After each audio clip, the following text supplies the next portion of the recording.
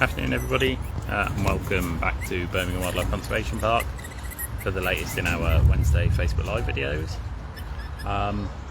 Today we are carrying on our new theme of critically endangered animals, and we are going to be with our cotton-top tamarins today, as you can see. Hopefully they will calm down and settle in a minute. They're just, they're not the biggest fan of me, so yeah. Hopefully they'll settle down in a second, but we won't really move the camera about today. We'll just leave it here, and hopefully they'll at least be a cotton top in view at all times. Hi Mary, hope you're okay. So yeah, feel free to send in any questions you may have, otherwise I will just ramble on for a little bit. Hi Tim, hope you're okay. Right then guys, so here at Birmingham Wildlife Conservation Park we've got a group of cotton-top tamarins, a family group. We started off with 2 and now I think we've got 9 in here, including a fairly young youngster who we might see on mum at some point if we're lucky. It is starting to venture off mum now, so it's not super young, but it is still on mum a good few hours of the day. These guys are in, this is a fairly new enclosure for them. They used to be in one of our off-show enclosures behind the Seiki monkeys, and then when the pigs moved on, we built this new enclosure here for them, which is really nice for them, and it's nice to be able to get them on show to the public because they are lovely little monkeys. So yeah. Like I say, cotton-top tamarins are critically endangered species, as our theme is at the moment. And there are thought to only be about 6,000 cotton-top tamarins left in the wild. Now, cotton-top tamarins are found in Colombia, and they have lost a massive amount of their habitat and things like that. I believe it's up to about 95% of their habitat has been lost now, mainly due to habitat loss and deforestation, for agriculture and agricultural purposes and things like that. There were also a large number of cotton-top tamarins taken from the wild for scientific research and medical research and things like that. And the illegal pet trade is also a kind of major threat to these guys.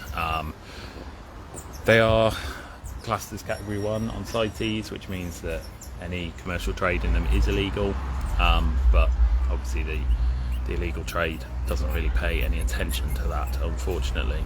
So yeah, like I say, only about 6,000 of these guys in the wild. The captive breeding program that these guys are a part of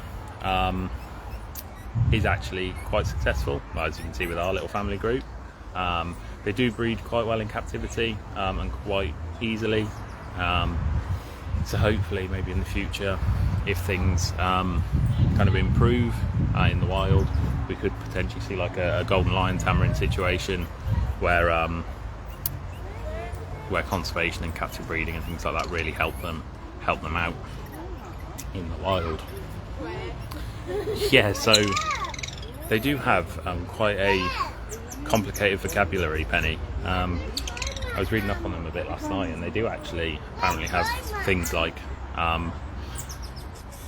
they almost describe it as an early form of language. They've got certain phrases and things that they use, and they can piece them together to say different things and things like that. So it's really interesting actually. If you've got 5-10 minutes spare, read up on cotton-top tamarin vocalizations and things like that, because it is very interesting stuff.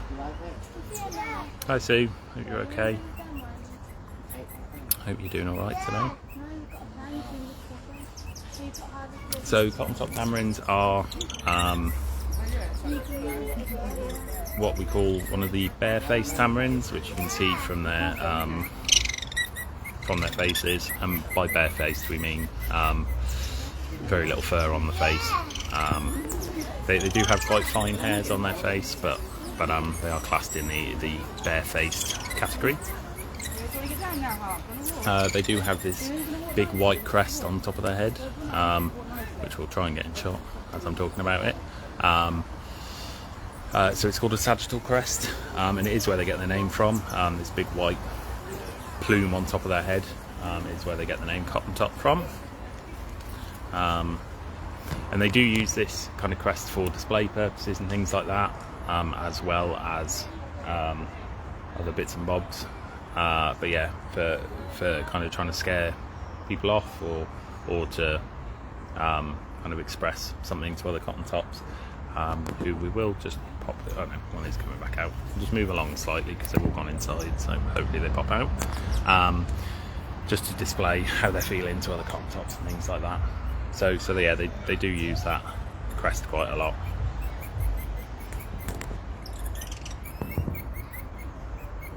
So if I move left, you move left. That's him. Awkward as ever. So in the wild, these guys mainly feed on things such as fruits, nectars, and invertebrates and things like that. They will also take reptiles and amphibians and things like that. So yeah, they do have quite a varied diet. We feed them a mix of fruit and veg here, and things like that, along with some kind of protein items and gums and things like that as well. They do look like Albert Einstein. Yeah, they've got a great hairdo. The best hairdo of all the primates. Yeah, so they are taken from the wild for the illegal pet trade, Tim, unfortunately. So yeah, deforestation and the illegal pet trade are the main threats to these guys in the wild. So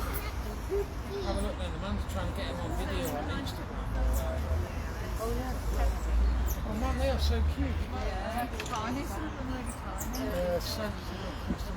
So yeah, hopefully they pop out. The majority of them have gone in, but we do still have one outside. There we go. So with these guys, like I say, their language is quite complex, and they do also have quite complex social groupings. They live in their family groups, but they do generally have a dominant pair that breed, and then everyone else in the group helps out. And again, if you've got 10 minutes to go and read up on this, they are actually one of the animals that show spite. So if someone doesn't come and help them, they will kind of show negative behaviours towards those individuals and things like that. So yeah, they are a very kind of complex little primate.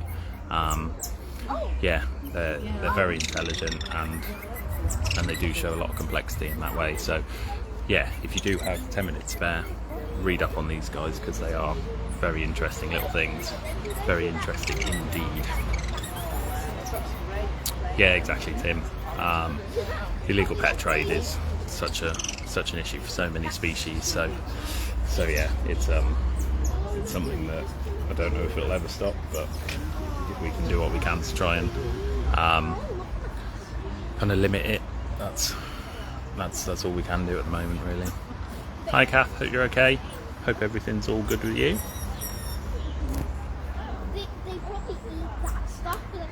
So yeah, they do hold a grudge, Penny. It's great. I absolutely love it. So yeah, you've got to be careful with them. I mean, we see that they do hold grudges towards staff. So I don't really work with these guys.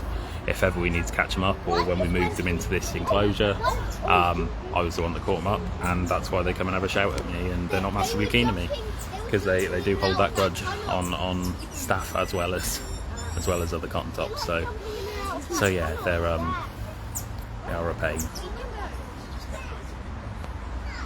Yeah, I think everything needed the rain, Tim.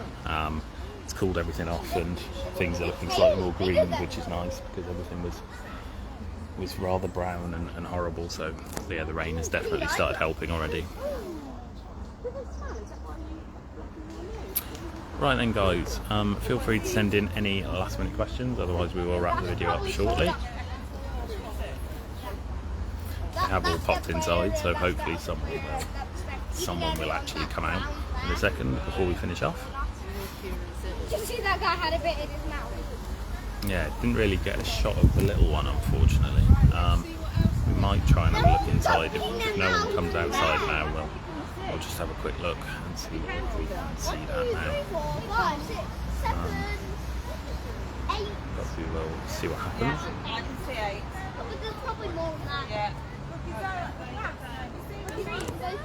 Yeah, like I say, Claire, they're just great little things. Such personality, such complex things like that. It's brilliant. It's really, really good. All the more reason for needing to save this, this critically endangered species, because they are great. Right then, guys, I think we will just have a quick look inside, see what's going on. See if there's a little one. Right, you're going to go outside now, aren't you? So we will, baby, I'm not sure actually. Oh, there's baby. You see it on the top left there, just walking towards us now. Not sure how old it is, probably about 3 months now. 2 months, 3 months. Not sure off the top of my head, to be completely honest.